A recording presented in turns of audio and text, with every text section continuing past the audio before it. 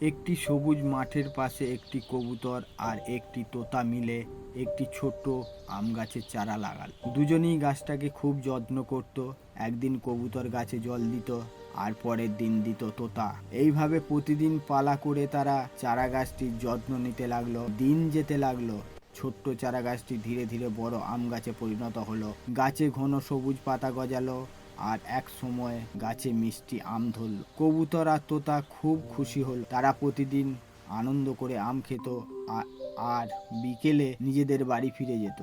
একদিন তারা বাড়ি ফিরে যাওয়ার পর হঠাৎ সেখানে একটি বিশাল গরিলা এসে হাজির হল।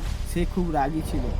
কোনো কারণ ছাড়াই গরিলাটি শক্ত হাতে আম গাছটিকে শিকড় সহ তুলে ফেলে দিল। মুহূর্তের মধ্যেই সুন্দর গাছটি ভেঙে পড়ল মাটিতে। পরের দিন কবুতর আর তোতা এখানে এসে দেখে তাদের প্রিয় আম গাছটি মাটিতে পড়ে আছে, ভাঙা আর নষ্ট হয়ে গেছে। সেই দৃশ্য দেখে দুজনেই খুব দুঃখ পেল।